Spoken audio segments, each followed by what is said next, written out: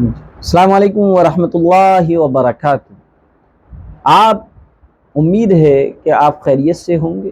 دوسری بات، آپ سے مجھے یہ بات معلوم کرنی ہے کہ آپ بہت سارے سرکسوں میں گئے ہوں گے، بہت سارے چڑیا گھر میں گئے ہوں گے۔ کیا آپ نے یہ بات نوٹ کری کہ آپ کو کسی بھی سرکس میں اور کسی بھی چڑیا گھر میں بھیڑیا دیکھنے کو نہیں ملا؟ کیوں؟ اس لیے کہ بھیڑیا قید ہونے کو پسند نہیں کرتا۔ بھیڑیا وہ واحد اور اکیلا جانور ہے جو اپنے والدین کا، اپنے ماتا پتا اور اپنے ماں باپ کا انتہائی وفادار جانور ہوتا ہے۔ یہ بڑھاپے میں اپنے ماں باپ کی خدمت کرتا ہے، سیوا کرتا ہے۔ یہ ایک غیرت مند جانور ہے۔ بھیڑیا بہت ہی غیور جانور ہے۔ اس لیے ترک کے لوگ جو ترکی ہوتے ہیں وہ اپنی اولاد کو شیر کی بجائے بھیڑیے سے تشبیہ دیتے ہیں اور کہتے ہیں میرا بیٹا بھیڑیا ہے۔ آج ہم اور آپ تو اپنے بیٹے کو کہتے ہیں میرا بیٹا شیر ہے۔ ترک جو ہے اپنے بیٹوں کی بہادری کو اور ان کی خوبیوں کو تشبیہ اگر دیتے ہیں تو یہ کہہ کر میرا بیٹا بھیڑیا ہے، بھیڑیے سے تشبیہ دیتے ہیں۔ کیوں؟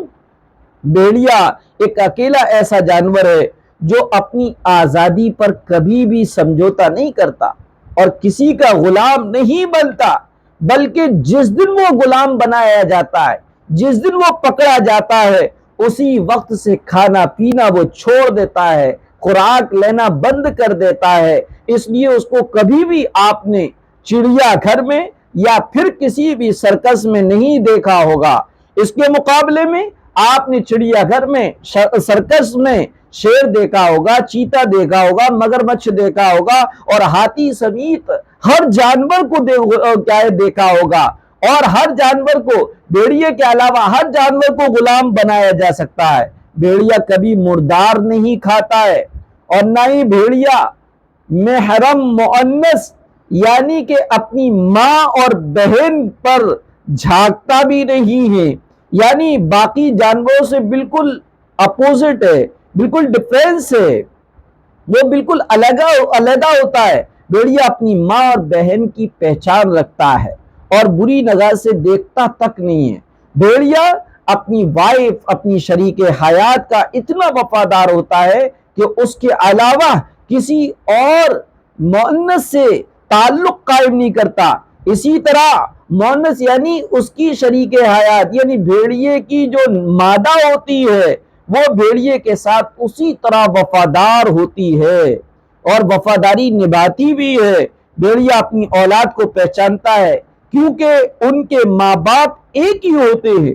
جوڑے میں سے اگر کوئی ایک مر جائے تو دوسرا مرنے والی کی جگہ پر کم از کم 3 مہینے بطور ماتم افسوس کرتا ہے کھڑے ہو کر۔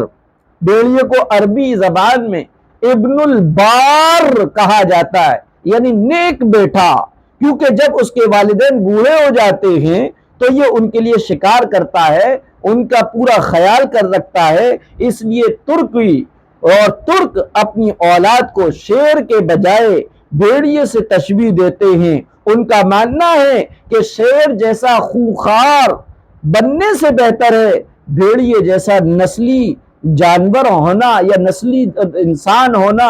یہ کیا ہے؟ اعزاز کی بات ہے۔